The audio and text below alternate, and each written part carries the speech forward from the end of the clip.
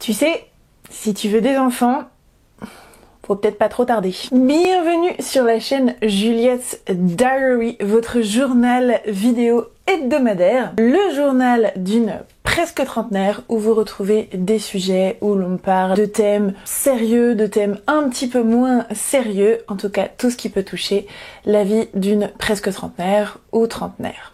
Alors, j'avais envie de faire cette vidéo après une conversation que j'ai eue avec une personne de mon entourage et j'ai trouvé que c'était un très bon prétexte pour faire cette vidéo. J'ai envie de revenir dessus parce qu'il y a beaucoup de choses à dire. Donc pour ceux qui ne le savent pas, pour ceux qui ne me suivent pas, d'ailleurs si vous ne me suivez pas encore, pensez à aller cliquer sur le bouton s'abonner juste ici. Il est encore temps de vous abonner à cette chaîne. Bref, pour celles et ceux qui ne me connaissent pas encore, je m'approche extrêmement dangereusement des 30 ans. D'où le slogan, le journal d'une presque trentenaire. Et en tant que bonne presque trentenaire, qui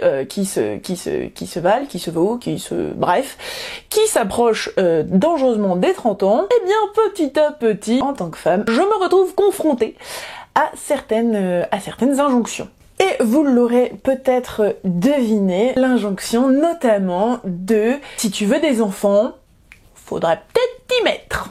Alors, dans ce que m'a dit cette personne, qui, je le sais, était dite avec très bonnes intentions, ça j'en suis persuadée, c'était dit avec plein d'amour, mais je vais revenir sur quelques éléments qui ont été dits durant cette conversation. Notamment le fait que, pour aborder cette conversation, en fait, cette personne m'a demandé si je souhaitais, dans la vie, avoir des enfants. Question à laquelle j'ai répondu « oui ». J'aimerais avoir des enfants, mais là, c'est pas en projet, pas tout de suite. Ce à quoi la personne m'a répondu, tu sais, quand on veut quelque chose dans la vie, il faut pas attendre. À 20 ans, on s'imagine qu'on a le temps, et effectivement, on l'a.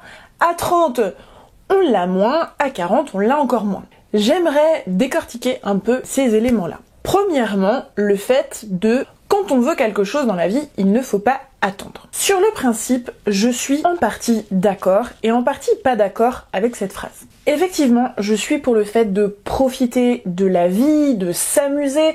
J'en parle très souvent dans mes vidéos, notamment aussi sur le fait de ne pas s'interdire de faire les choses qui nous plaisent. J'ai fait une vidéo justement à ce sujet juste ici, que vous pourrez aller voir si ça vous intéresse. Donc sur ça, effectivement, je suis plutôt d'accord, ne pas attendre que la vie passe et au contraire, croquer la vie à pleines dents. L'élément sur lequel je suis un petit peu moins d'accord, c'est sur le fait de paniquer que le temps passe. Je suis quelqu'un qui a extrêmement peur du temps qui passe. Ça me fait horriblement peur.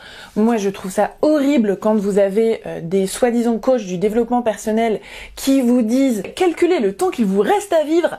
Voyez, il faut profiter de la vie ». Je trouve que ce sont des messages vraiment hyper négatifs qui font paniquer. Alors peut-être que pour certaines personnes, ça leur génère une prise de conscience de profiter de la vie, peut-être, et tant mieux pour ces personnes-là.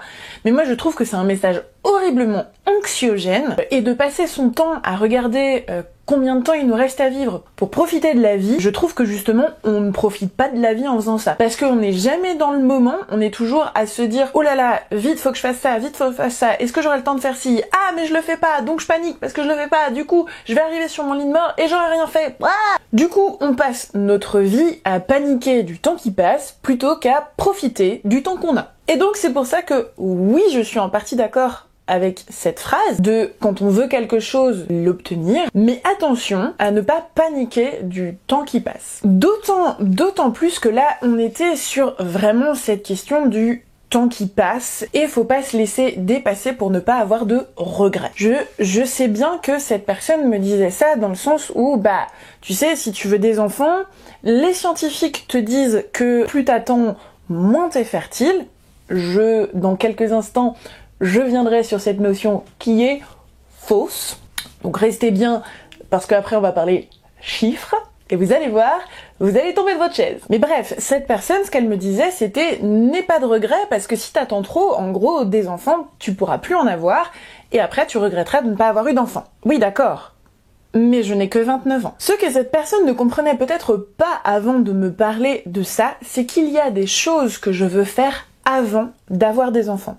Et que si je me rush à avoir des enfants, je vais regretter de ne pas avoir fait les choses que je voulais faire avant d'avoir eu mes enfants. Sachant encore une fois que je n'ai que 29 ans. Alors, il y a peut-être des personnes qui me disent oui, mais enfin tu sais, avoir des enfants c'est pas la fin de la vie et ces choses-là tu pourras peut-être les faire après. Je suis entièrement d'accord avec vous. Le fait d'avoir des enfants ne fait pas arrêter de vivre et on peut faire plein de choses après avoir eu des enfants et heureusement d'ailleurs. Sinon je pense qu'on arrêterait de faire des enfants. Mais moi les choses que je souhaite, notamment en rapport avec mon business, c'est qu'aujourd'hui, je sais que si demain je tombe enceinte, il y a énormément de choses que je fais dans mon business actuellement qu'il va falloir que je lâche. Parce que c'est pas encore un business complètement rentable. Oui, j'ai des journées de formation qui me permettent de remplir mon chiffre d'affaires, mais ça ne suffit pas, de 1. Et toutes ces choses que j'essaye de développer, j'ai peur de devoir les laisser tomber parce que je ne pourrais pas subvenir aux besoins de ma famille. Il y a plein de choses. J'ai envie aussi de voyager en couple. J'ai envie de profiter du couple avant de profiter du couple avec enfant. Donc il y a plein de choses que je sais que je pourrais faire après, mais il y a plein de choses que je sais que je veux faire avant. Et ça, c'est ok. Et j'en ai marre de cette pression de la société qui nous tombe sur nous, les femmes qui nous rapprochons de 30 ans, ou nous les femmes qui avons 30 ans, enfin dans la trentaine je veux dire. On veut nous faire rentrer dans un standard qui est d'absolument avoir des enfants avant 35 ans. Et pour nous faire rentrer dans ce standard, on utilise la peur. Et ça, c'est terrible. Et en plus, moi, cette peur, elle marche bien sur moi parce que je suis quelqu'un qui a peur du temps qui passe. Donc cette peur, moi, je suis la cible parfaite de cette société qui fait peur avec le « t'auras pas le temps de tout faire ». Et moi, j'ai un peu l'image de, c'est comme si on veut partir en vacances une semaine et on est en train d'un peu se stresser avant cette semaine parce qu'on a peur de pas avoir le temps de tout faire pendant cette semaine de vacances. Et moi j'ai la sensation que dans la vie, on nous dit la même chose. Sauf que, pour rappel, en 2019, l'espérance de vie d'une femme était de 85,6 ans. Alors certes, il y a un moment donné où effectivement on est plus fertile. Ça on est d'accord. Et j'ai pas envie d'avoir un enfant à 60 ans. On est d'accord.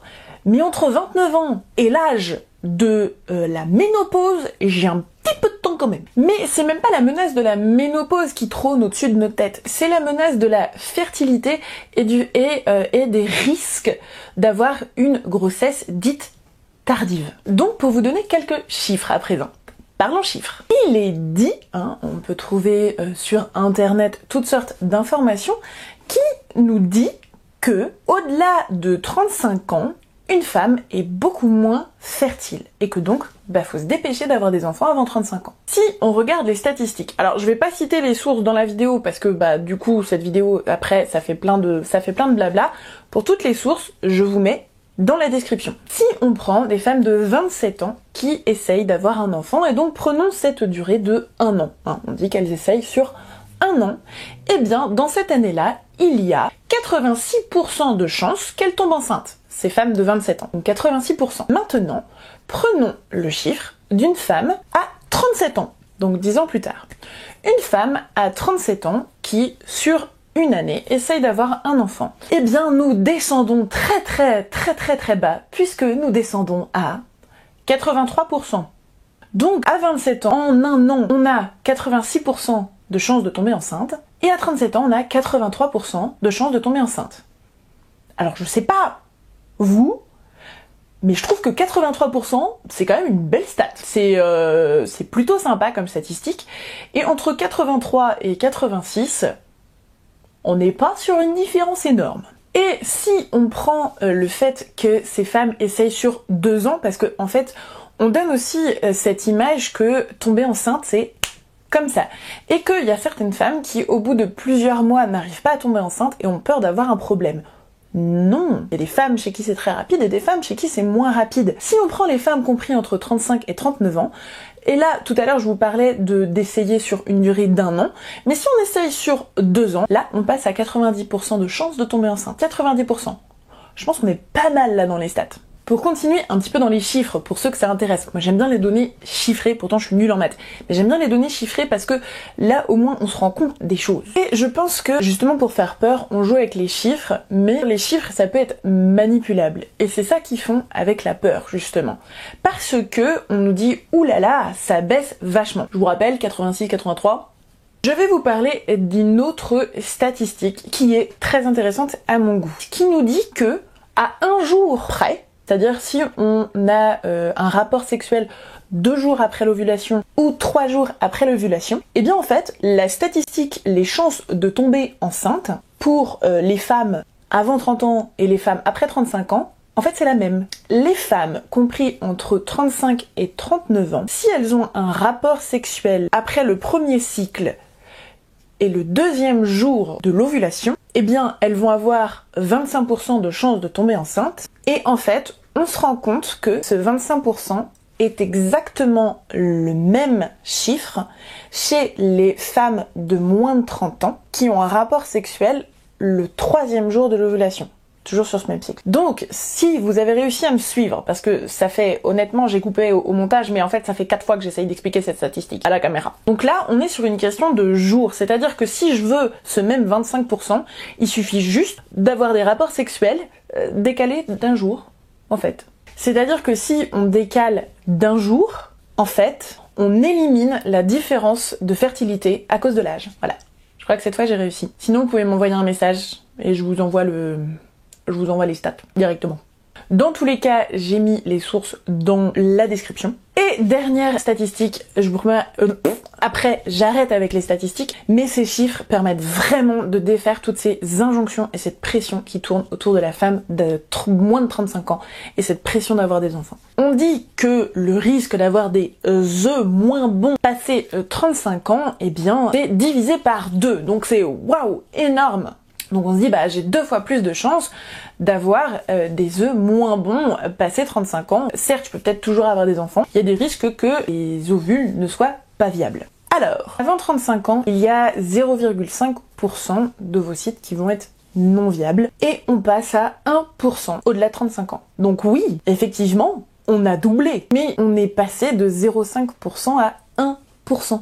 Donc on est toujours sur quelque chose d'extrêmement faible. Donc voilà, j'en ai fini avec ces statistiques. Je vous les remets juste ici pour vous faire un petit résumé des statistiques. Parce que je suis persuadée que j'aurai le temps de faire ce que je souhaite faire et avoir des enfants.